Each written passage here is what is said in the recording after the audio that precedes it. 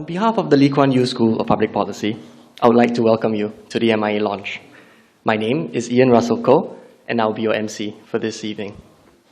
We are honored to have Dr. Vivian Balakrishnan, Minister for Foreign Affairs, Republic of Singapore, gracing the ceremony as the guest of honor. Before we invite our Dean on stage to give his opening remarks, we would like to show you a video trailer introducing the MIA students and faculty. Please enjoy.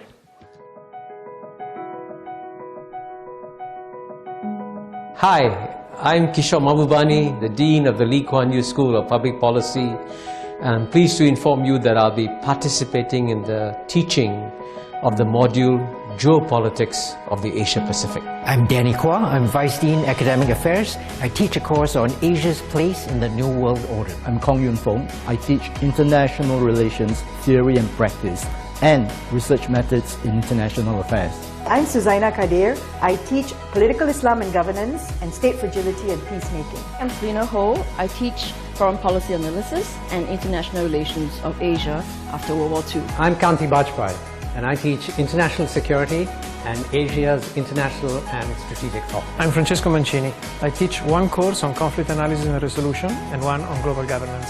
I'm Ian from Singapore. I'm Bingqing from China. I am Shivang Sinha and I'm from India. I am Tashira from Singapore. I'm Wei Ting from China. I'm Apala from India. I am Jessica from Indonesia. I'm Nandika Singh from India. I'm Eileen from Singapore. I'm Sanit from India. I'm Sharon Shen from China. I'm Akansha from India. I'm Marcel from Kazakhstan. Libni Gaik from India. I'm John from Switzerland. After graduation, I want to further my career in financial services. I want to work with economic policy. I want to be a microfinance consultant. I want to work for NGOs. I would like to join the public service. I would like to contribute to development projects across Asia through research. I want to work in the international development sector. I want to pursue my PhD in security studies. I would like to join the public service. I want to work for a think tank. I want to work with gender policy. I would like to shed clarity on foreign policy complexities in the world.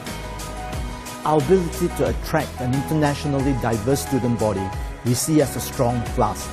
80% of our students are from outside of Singapore, giving the course a cosmopolitan yet rooted in Asia character.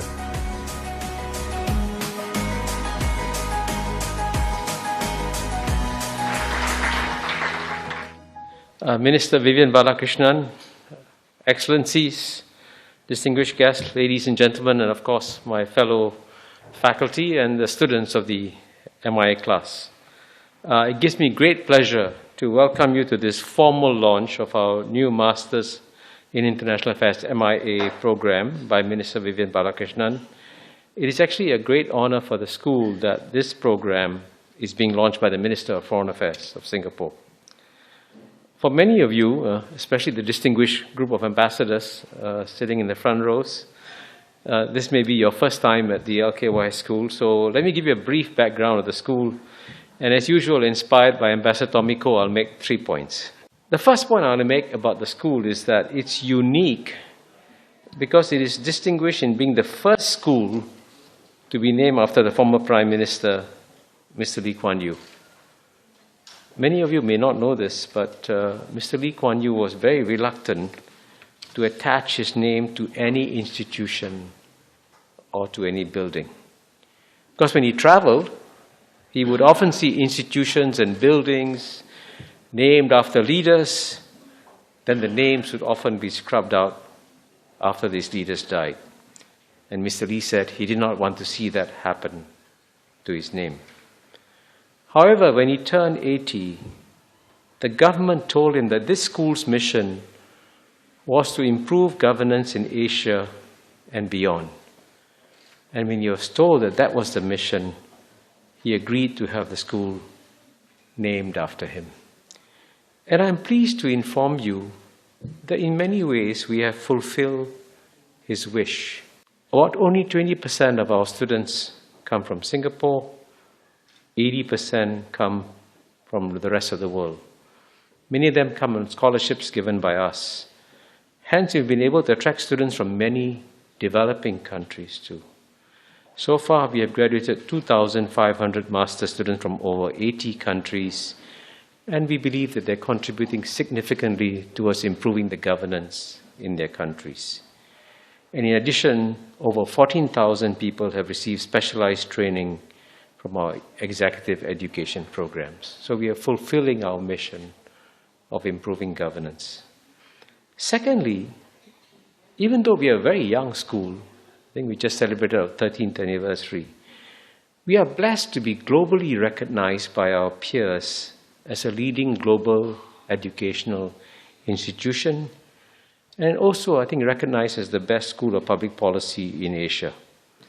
Indeed, in 2007, 10 years ago, we became the first Asian school of public policy to join the Global Public Policy Network, GPPN, founded by CIPA of Columbia, LSE, and Sionspor. We were also the first Southeast Asian school to be admitted to the prestigious Association of Professional Schools of International Affairs, APSIA. And indeed, many applicants to MIA programs globally often say they'll only apply to an APSIA accredited school.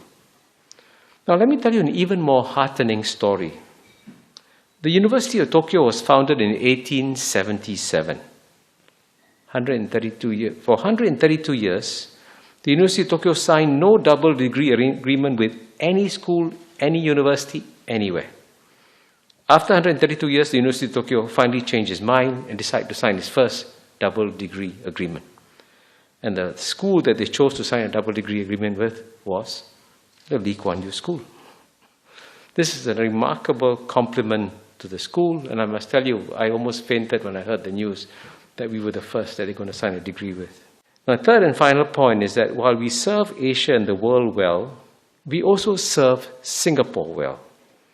There is no doubt that the graduates of our school enhance Singapore's soft power, to use a famous expression of Joseph Nye. We have 4 research centers. They do excellent research on Singapore and on issues important to Singapore. For example, several ministers have praised the work done by the Asia Competitiveness Institute. And this year, we launched a new compulsory course on Singapore for the students at the LKY School. And the course is going very well. It is actually popular among the students because many of them come to learn about the formulation and implementation of Singapore's public policies. And this course enables them to do this. A related creation is the school's Handbook of Singapore Public Policy Innovations, which we see as our school providing a kind of global public good. And this handbook is freely accessible on our website. And unlike many other universities, we also do not charge for the case studies on Singapore. We believe our case studies are actually being used by schools all over the world, and our research has been disseminated and adopted by government agencies within and outside Singapore, like GovTech in Singapore, the Greater Mekong Research Center, or the Harvard College in Asia, to name a few. In short, the school is helping to enhance the impact of Singapore on the world. And this is why we are truly delighted that Minister Vivian Balakrishnan has agreed to launch the MIA program this evening. His presence here has done our school a great honor. We are truly extremely grateful that he has taken time off his busy schedule to grace this event. We thank the Minister, and indeed we thank all of you for being here with us on this auspicious occasion. Thank you. Excellencies, Professor Kishore Mahbubani, distinguished guests, ladies and gentlemen. It's a privilege to be here to launch the Masters in International Affairs program of the Lee Kuan Yew School of Public Policy. I must admit, standing here, I was reflecting, I do have a master's, but it is not in international affairs. It's in ophthalmology. But, the world works in strange ways. But having said that, it is with some trepidation that I stand here before you because this is supposed to be an academic institution. And I think my only locus standi will be as a practitioner and as someone who has some small role to play in the pursuit of foreign policy in Singapore. We are living in an age of uncertainty. It might almost seem trite to say so. But we should ask ourselves, why are we living in such an age. And I would deconstruct it in the following manner, by first asking you to think about what has not changed, and then think about what has changed. The first part of the inquiry, what has not changed? I believe human nature has not changed.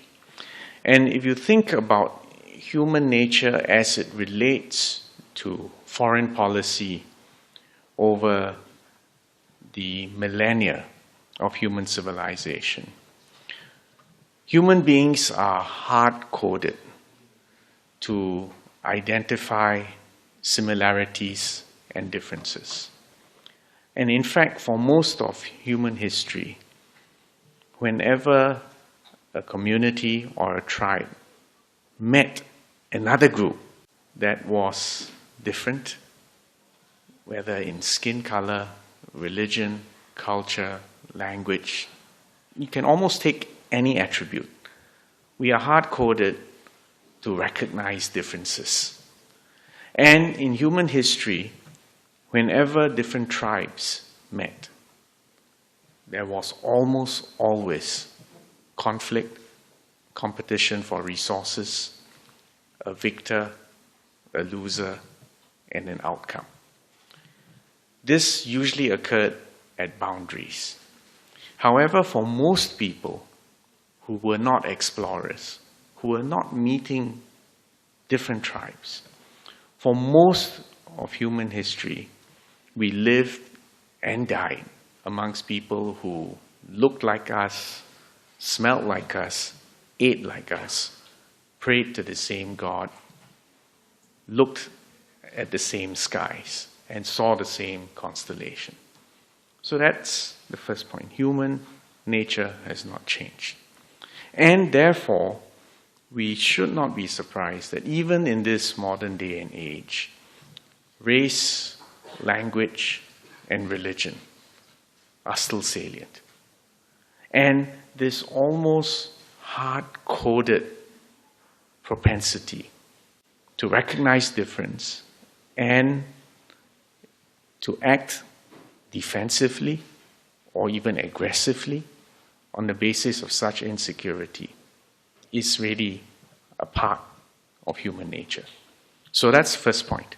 What has not changed is human nature, and therefore race, language, religion are still in play. And if you look at the world today, even if you look within Southeast Asia today, if you look at what's happening in the southern Philippines, in Marawi, even if you look at what's happening in Rakhine State, it's race, language, and religion. In Singapore, we've been spared many of those scourges, but we have been spared only because we have taken extraordinary measures. Measures which, frankly, were politically not tenable in many other democracies. And we have therefore, in a sense, gone against the grain of human nature in order to maintain peace despite great diversity. So that's the first point. Now, what has changed in modern times? Obviously, many things have changed, and I just want to cite a couple of examples. The first thing is that fertility rates have fallen dramatically. The oral contraceptive was invented and made available in 1960. So we're now 57, was it 50? Yes, 57 years later. It completely transformed society because for the first time in human history, fertility was under not only human control, but in particular under the control of women, who prior to that were often, unfortunately, on the receiving end. No pun intended. Therefore, we now live in a world in which historically we have never had such low fertility. Now, of course, this has been helped or rather counterbalance by lowering of infant mortality rates, an increase in life expectancy. And therefore, you have the situation where in the last 67 years, we've also had an increase in the world population. That's also another thing which has changed, and that's been unprecedented. This has also meant that never before in human history have there been so many middle-aged, and never before in human history have the population of seniors, people above the age of 65, increased at such rates to such a high proportion. So just bear in mind that we are living in uncharted territory as far as demographics is concerned. The next thing which has changed is immigration. Yes, we have had explorers before. Yes, we have had colonial expansion before.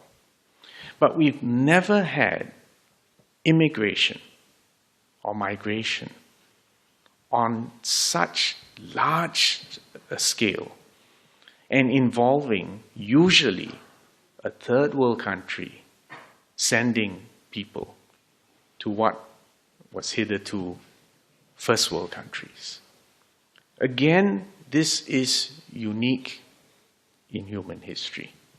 So think about the demographics, think about immigration. The third element which I want to submit for your consideration that has changed is technology, and in particular, digital technology. Now, we all know about the Industrial Revolution. About 250 years ago, we know about the steam engine, then we know about steel, we know about electricity, oil and gas, and the rest of it. In fact, today we are speaking English here in Singapore, primarily because the Industrial Revolution began in England and in Europe and gave those nation states a huge technological advantage, which translated into military and economic advantage and reshaped the world. We're now living through another revolution, this time digital, starting with the transistor. And now we are living in an age in which the cost of computing, of communication, of storing information, transmitting information, analyzing information, collating sensory and other environmental data. The unit cost of each of these activities is falling to zero, meaning to copy an email, to send an email, to receive a message. The cost of computing, the cost of communication, the cost of storage, and the cost of analysis is basically trending to zero.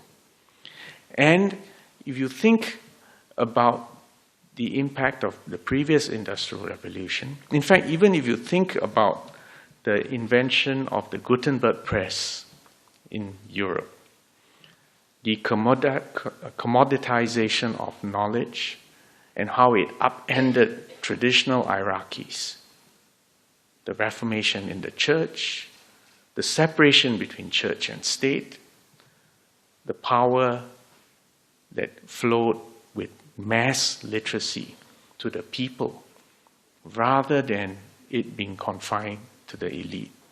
We should not be surprised that this same explosion in digital technologies is also completely transforming the way we live, work, play, make a living, organize our societies, mobilize our politics, and basically transform the world. So I put all these things in sequence on the table, right? Human nature, not change. Fertility, change. Immigration, unprecedented. And digital technology, unprecedented. What all these factors have combined is to create a world where, as I started off by saying, there is great uncertainty. But in fact, it is a world of great anxiety. And anxiety about identity, about belonging, about jobs, about equality, about opportunities and the distribution of opportunities. And because of the latest digital revolution, many middle-class jobs, middle-class wages are suddenly deemed to be at risk. Middle-class wages in developed countries have stagnated. And you get this atavistic return to nationalism, to xenophobia, anti-globalization, anti-immigration, protectionism, populism. If you go back the last century, or even just 50 years ago, the fairly traditional political debate, right and left, communism, capitalism, in fact, all those debates are almost moot today.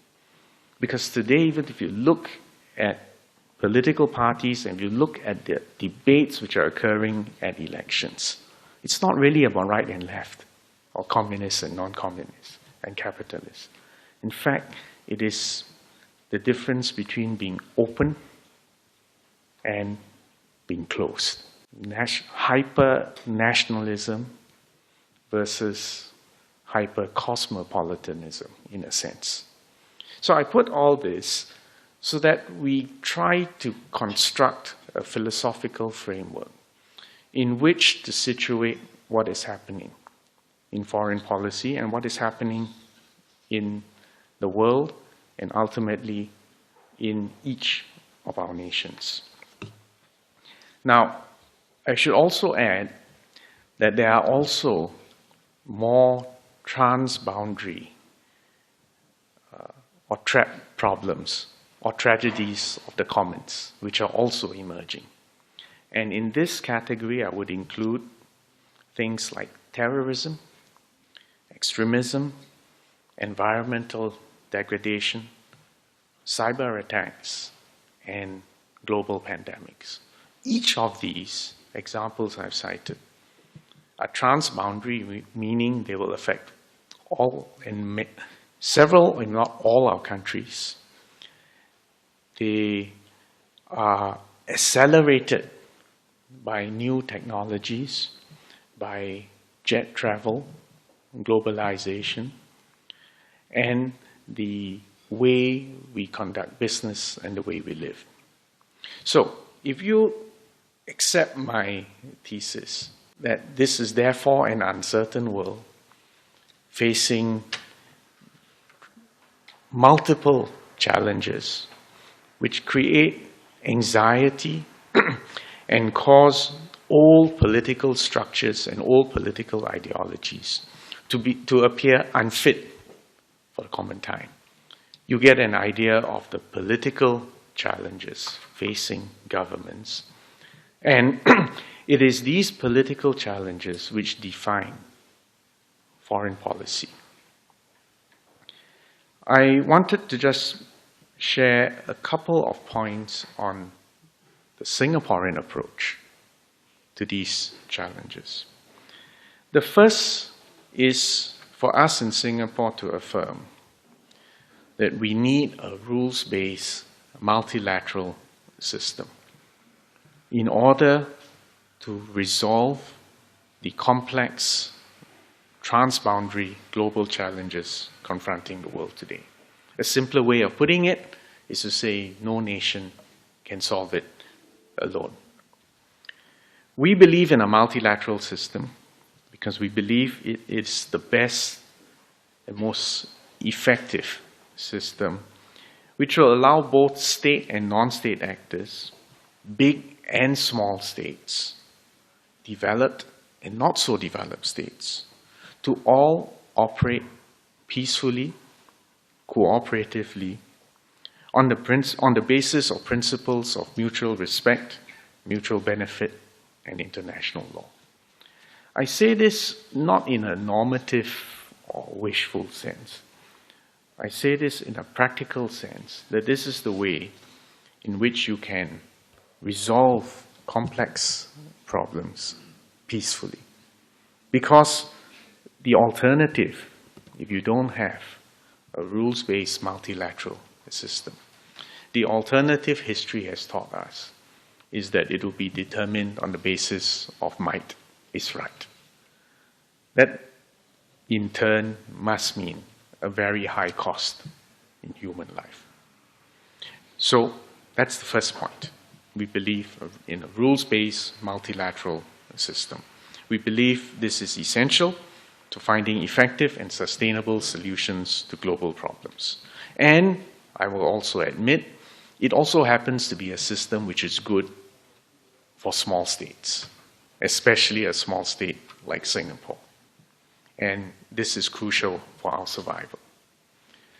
Related to this idea of a rules-based multilateral approach is a parallel example of why we are such fervent supporters of regional groupings. And in our case, obviously, the ultimate regional grouping is ASEAN. ASEAN is actually a miracle. It's a miracle because if you go back 50 years, and if you look even at the original ASEAN 5, 1967, Singapore had just been ejected from Malaysia 2 years before that. There were 2 Marines which had been sentenced to death for bombing McDonald House in 1964. The 2 Marines were not yet executed, but were going to be executed in 1968. Malaysia and Philippines had, and in fact still has to this day, unresolved territorial claims in each other's. I'm referring to Sabah.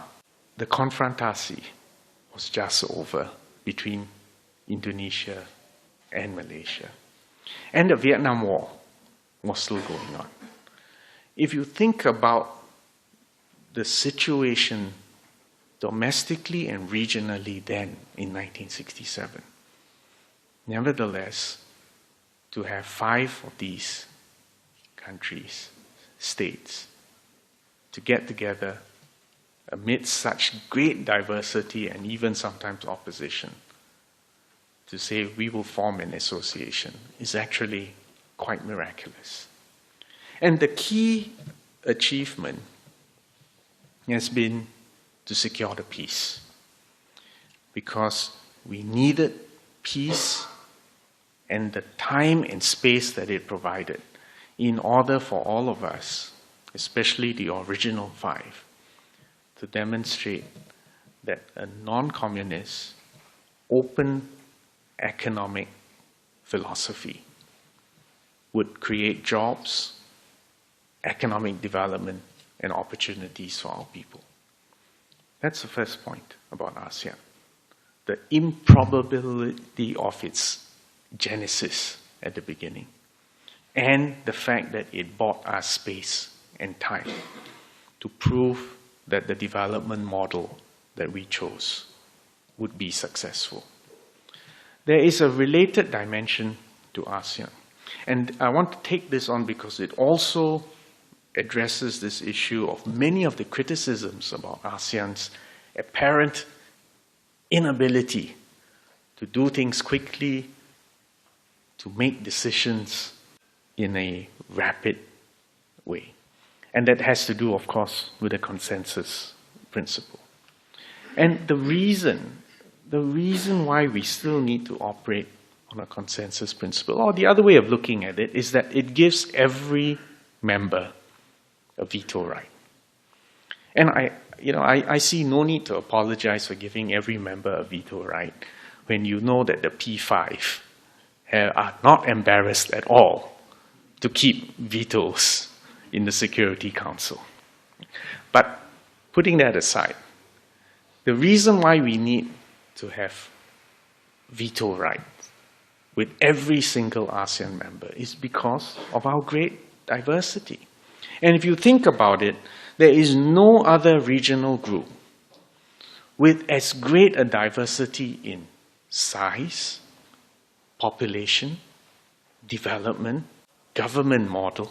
I mean, we have everything from an absolute monarchy to, dare I say, military governments, to democracies, to hybrid. I mean, no other regional grouping has the extent of diversity that ASEAN has. And because of that diversity, there is the need for this security blanket of ensuring that everyone has a veto. But nevertheless, putting all that aside, the fact that we've been able to have peace and economic development over 50 years is worth celebrating. But anyway, this is still another example of our belief in the need for a rules-based multilateral approach. The second point I want to make is that we believe in the necessity to maintain an open and inclusive global architecture based on interdependence. When my Prime Minister was in Washington last year, he was asked the question. I mean, at that time, the key question it was about TPP. But actually, he said, there's a more fundamental principle at stake, which is, do we believe in a world of interdependence where we will make common progress by collaborating with one another, looking for win-win outcomes, integrating our economies, encouraging free trade? That's one model. The other model is a world characterized by independent, separate, competitive blocs engaging in zero-sum games and proxy wars. Which model is more conducive for peace and development, both at the domestic level and at a global level?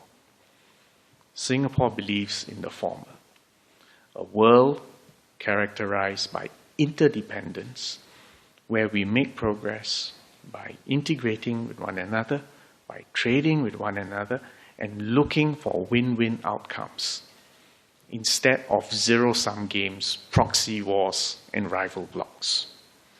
So this is an important design choice that we have to make. So we don't have to get into all the minutiae of the arguments of any specific FTA, who's in, who's out, and all the details.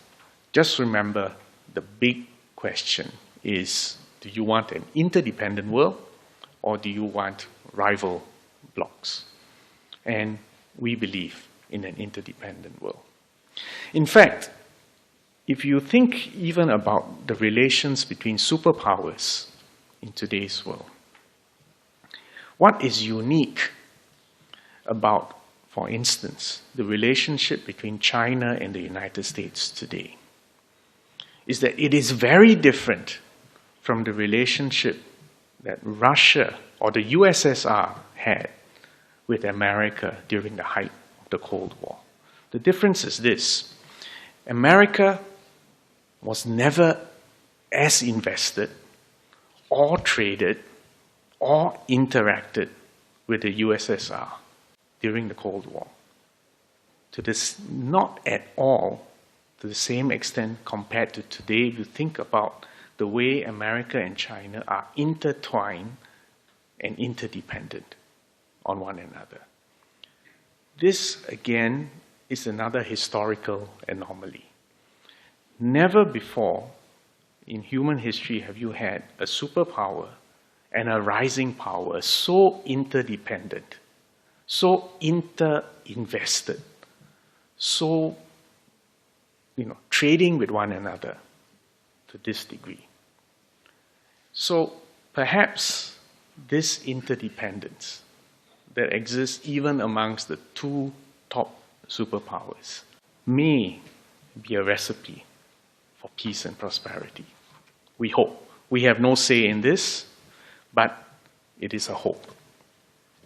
My third and final point is on the need to pursue inclusive growth. And this relates to the angst about inequality. The other way of putting it is what I keep repeating to my staff, that foreign policy begins at home. And what this means is this. If in the pursuit of your foreign policy or your economic policy, if you achieve, on average, good growth for your country, but there are significant segments of your population who feel left behind, or that they don't benefit from the fruits of such pursuits and such policies, then you will find that the political consensus for openness, for more trade, for more investment, for more collaboration will not be there. And then, because most of us want to operate democracies, you will find that when that political consensus is eroded, you can't pursue these policies which have worked so well for the past 50 years. And that's why we believe that it is important to ensure, it is the duty of every national government to ensure inclusive growth and a fair and fairer distribution of the fruits of growth, and the provision of adequate safety nets for all segments of our society. We need to do that so that there is confidence and there is hope, and that the population is willing to make the changes which are necessary in order to get to that new world. And more so when you're living through a new industrial and technological and digital revolution, when you need to retool and reskill your people, and you need to invest in new infrastructure, you need to be able to carry your people.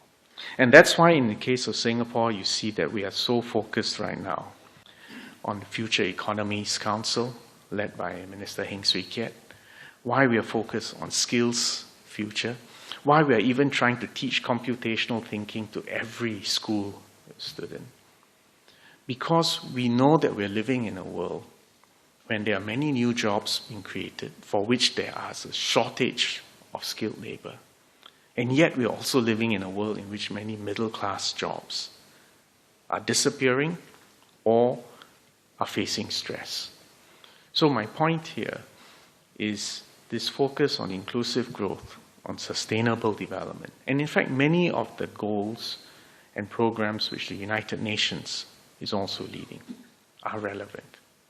And it allows me, therefore, to reiterate the point that foreign policy and economic policy begins at home. They're ultimately a domestic issue. So let me end by congratulating the school for running this program, Masters in International Affairs. It's going to be a 2-year program.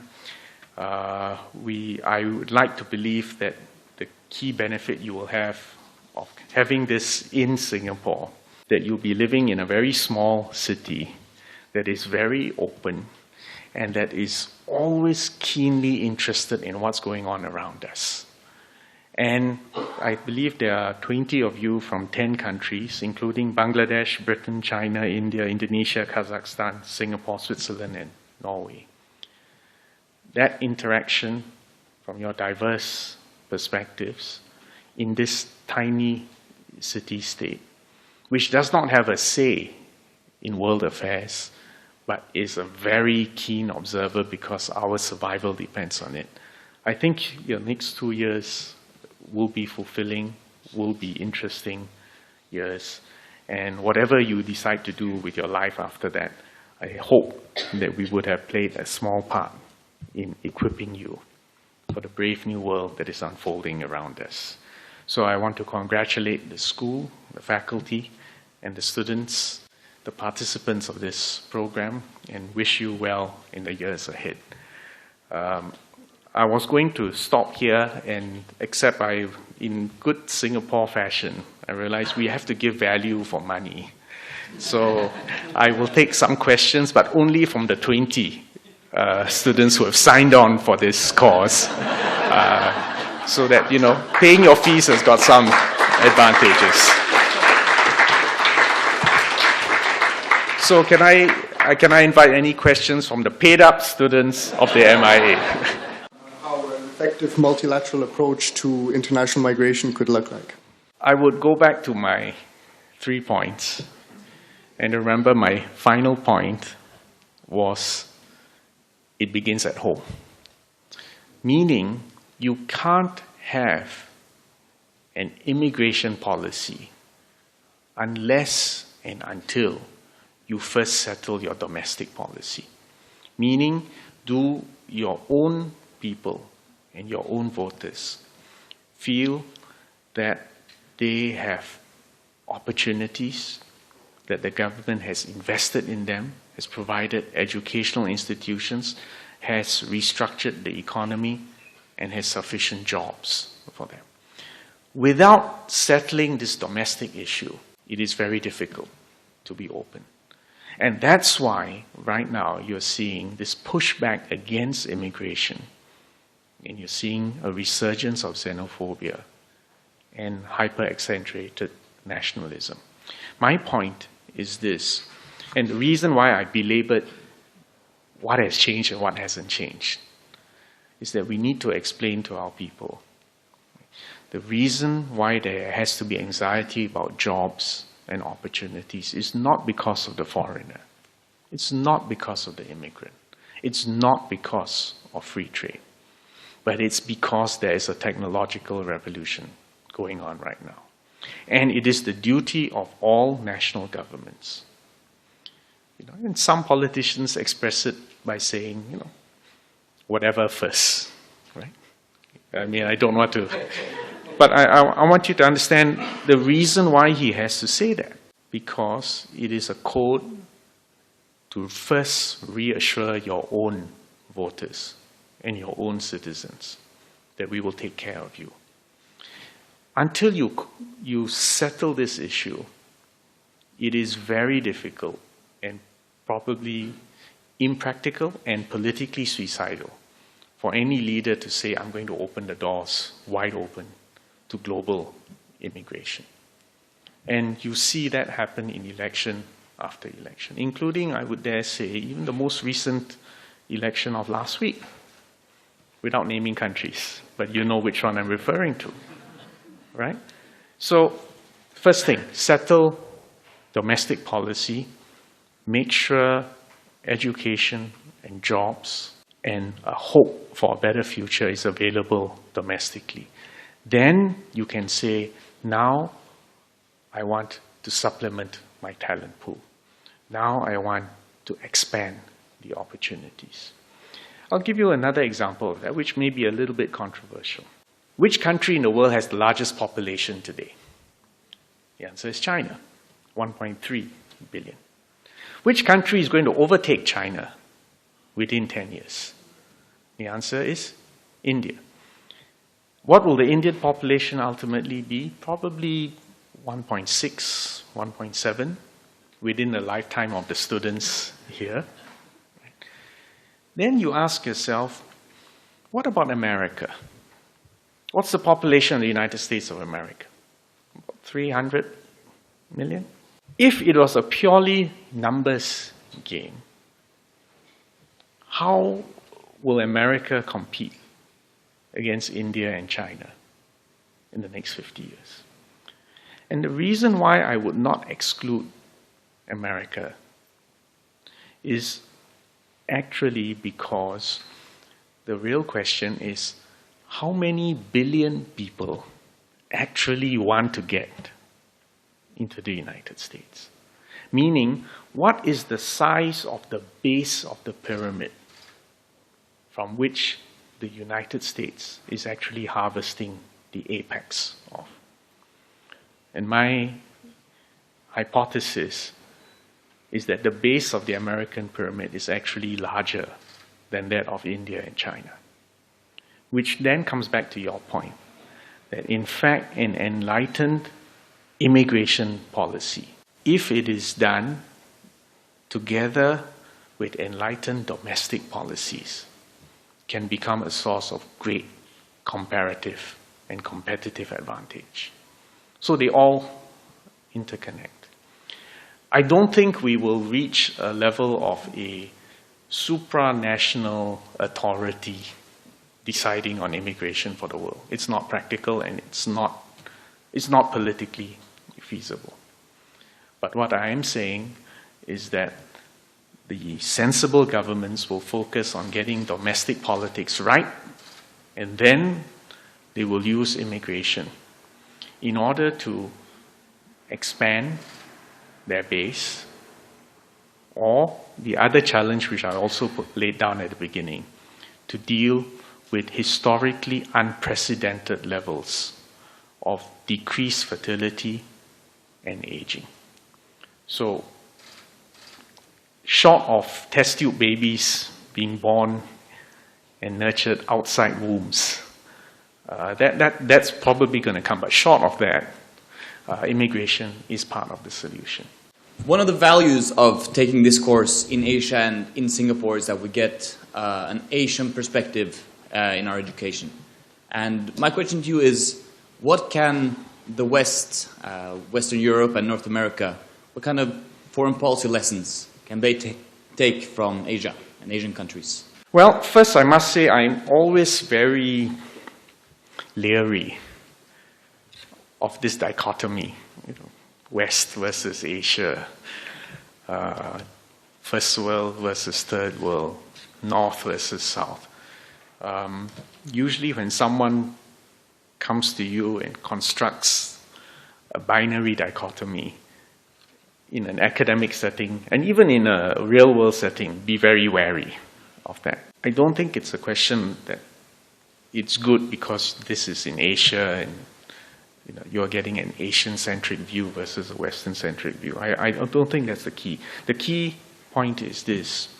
Are you in a place where all ears and eyes are open? Are you in a place where all information is available and dispassionate, objective, and rational debate and discussion and analysis can go?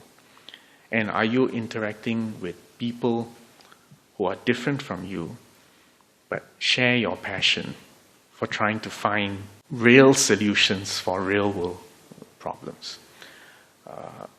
At the risk of being immodest, I think Singapore is a good site for such explorations, precisely because of our vulnerabilities, because we are small, because trade is 3.5 times our GDP, because we don't set the agenda, but we always have to look for the right niche, the right balance point to make a living and to survive and to keep the peace. So that's really where it is. As I said before, even our apparent, the reason we are speaking English today is not because of a cultural superiority, but because of the last industrial revolution. And if you accept my hypothesis that there's another revolution going on, the winners in this next phase will be the societies and the citizens who get it first, and are able to restructure our societies and our economies to harvest these new opportunities. It's in other speeches I've referred to that in the beginning of every technological revolution, you get a gilded age with increased inequality. The people who get it make huge fortunes. If you think about the last industrial revolution, you think about Carnegie, it's steel. You think about Rockefeller, it's oil. Right? You think about the robber barons. It takes time for these new technologies to be commoditized, to be democratized, and then a new middle class rises. After the Second World War, America introduced the GI Bill, which basically gave college education to a whole swathe of the population who would not otherwise have had that opportunity. And that's why you saw a golden age for a middle class in the immediate aftermath, or probably for about 40 to 50 years after the Second World War, when a whole new middle class was equipped with the right skills at the right time, and the fruits of the Industrial Revolution were commoditized. Today, there is a new class of robber barons. They're called Brin, Page, Zuckerberg, Gates. They're a new class. They are the digital oligarchs. We have not yet reached the point where we have democratized the fruits of the digital revolution. Our objective must be to build a new middle class using these new tools and new opportunities and new hope for our people.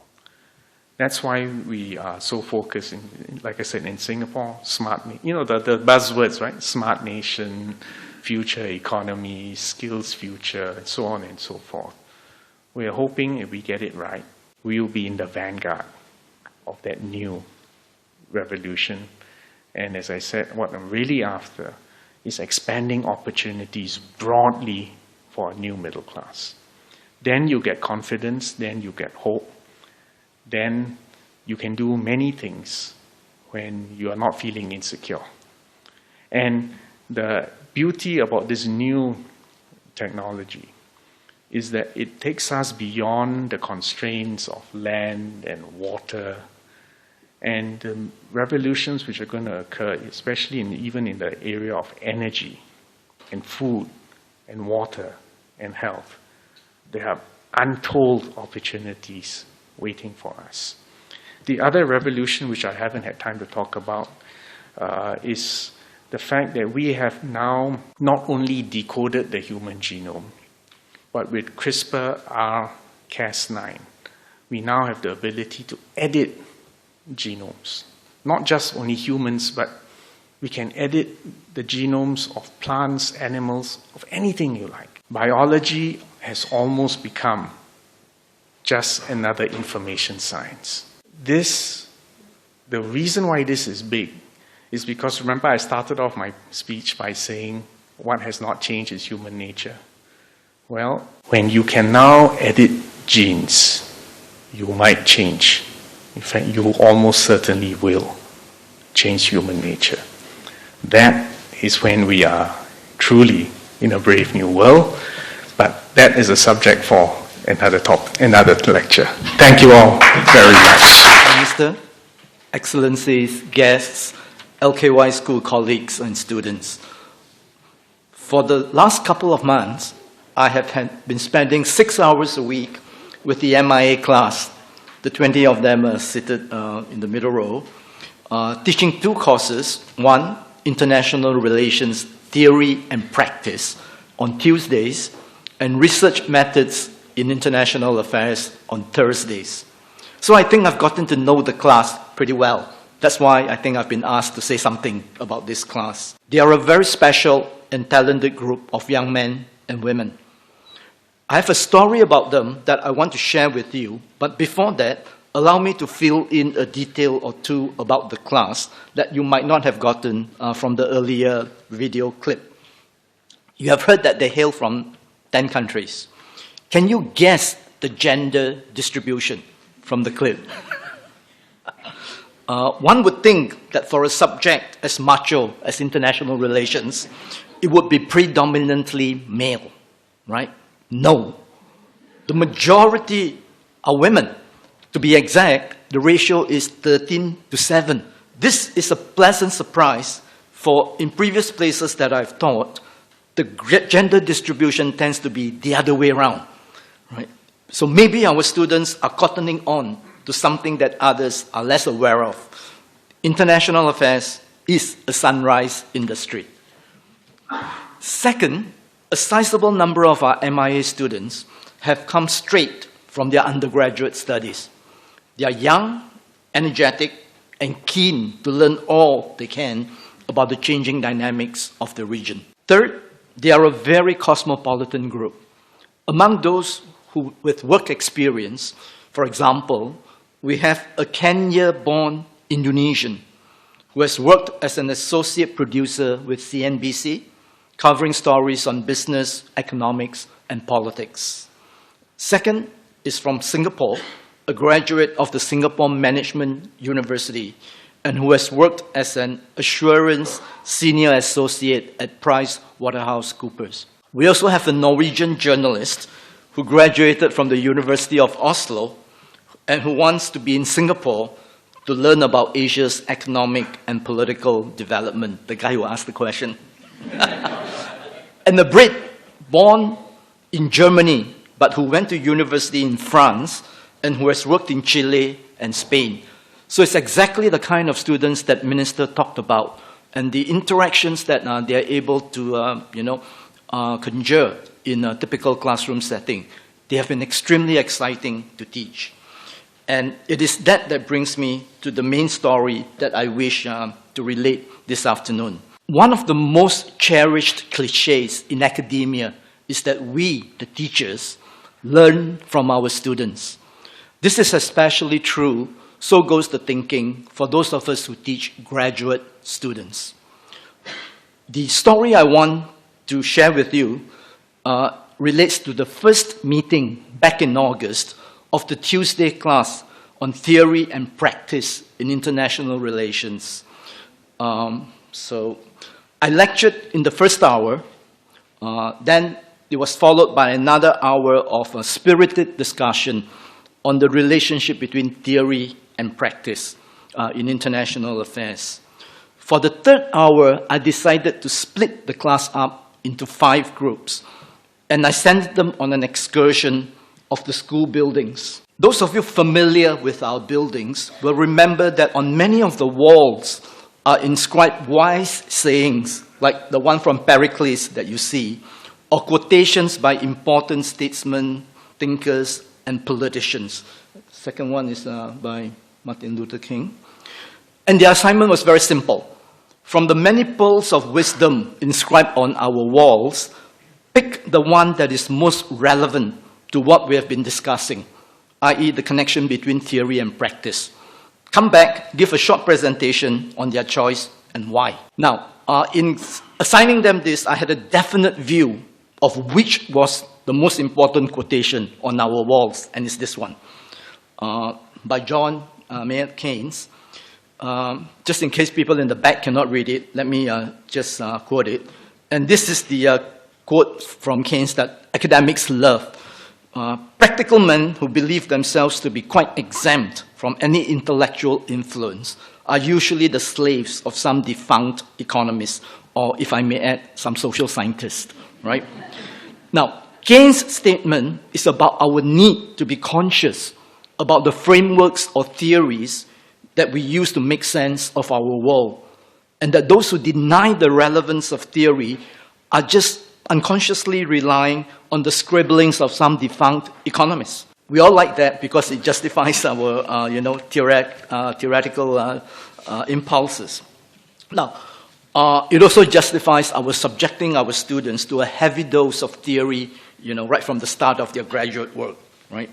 Learn your theories well so that when you become policymakers or think tankers, or when you run NGOs, you'll never be at the mercy of some defunct economists. That is, you'll know which theories you are relying on with all their strengths and their blind spots when you analyze the world. So, I was expecting all 5 groups to come back with this quip. To my surprise, they came back with 5 different quotations. One group did come back with Keynes, but the other 4 groups came back with things like that. All right, Deng Xiaoping, all right, Li Ka-shing, Gandhi, and then Mr. Lee Kuan Yew. So these were the other four quotations. And in their presentations, they were able to justify their choice thoughtfully, and in some cases, convincingly. One group argued, for example, that Deng Xiaoping's quip about the color of the cat was about not going overboard in focusing on theoretical elegance or consistency. What mattered was whether the theory helped us in getting the job done. This was a profound and relevant, and I thought, as profound and relevant, I thought, as Keynes' quip about needing to be conscious about our interpretive frames. It wasn't just that the MI class got a lesson from me that afternoon. I also got the lesson from the fruits of their excursion. The lessons they brought back broadened and deepened our understanding of the theory-practice connection in ways that I had not anticipated. In other words, I learned as much from them as they from me in this particular instance. To have students like this, it is one of the best things about being at a school like this. So on that note, I'll end my short introduction of the MIA class, and do allow me and my colleagues to present for your viewing pleasure a short video clip about the MIA program. MIA at the LKY School. It is about providing a first-class rigorous education in international affairs for those committed to a career in international relations. As the international center of economic and hence political gravity shifts from west to east, there is a need for and a great desire to learn about the perspectives of the rising powers and their neighbors in Asia. At the LKY School, we believe we are strategically and temperamentally well placed to offer these perspectives. We encouraged our students to engage these ideas and viewpoints and to challenge and debate them. A key feature of the MIA is the students' immersion in an Asian environment, which we believe will allow them to ask new questions about and construct new explanations for the challenges facing the region. I saw this glaring lack of Asian case studies and Asian outlooks, and I really came to feel this desire to address this gap. And so I was looking for a program that would not only provide me with a global perspective, but would also allow me to study international affairs from a vantage point that is uniquely Asian. International affairs is giving me the tools to positively contribute to society and to a better future. The Masters in International Affairs will provide us with some of the tools needed to deconstruct some of these complex interactions, and it allows us to have a sense of the sort of challenges that will be confronting us in the near future. Public policy education cannot just be about domestic policy. It is also very much about foreign policy. This is so because the international environment affects our room for maneuver in making public policy, and as well as our choices. So it is vital that the best schools of public policy have a strong international affairs dimension. At the LKY School, we have a very distinguished group of international affairs faculty who are raring to bring the international dimension into the analysis of public policy. Great schools attract great human capital. To me, studying is a choice to grow, and the people around me, my peers and professors, are the facilitators to do so. I think that by the time you graduate from the school, you don't just simply complete your studies and move on. You will also have an extended personal network that complements the degree and presents invaluable future opportunities. And I believe that MIA will give me all the necessary research skills and also background knowledge. For this, it will be a good starting point for me to launch my research-oriented career. It would be really great if my research findings were at least a bit useful for public policy practitioners. Maybe if they want to support the endorsement of a particular policy solution, they would just cite my findings. I am confident that, over the next 2 years, I will be able to further hone my skills and refine these philosophies into something that, makes sense for me and for my future career. I hope my career can make the most and effective use of the knowledge and skills I have acquired in the course, like jobs that allow me to translate such skills into practice. preferably along the line of foreign service officer or diplomat. We have high hopes for our students. We expect them to be change makers, coming up with new ideas on how to think about the changing world landscape and implementing those ideas in their areas of engagement. Hello, my name is Asel and I'm from Kazakhstan. I'm Kai. I grew up in Germany and I'm a British national. My name is Sharon. I'm originally from China, but I grew up in Singapore. My name is Ian Russell Koh and I'm Singaporean.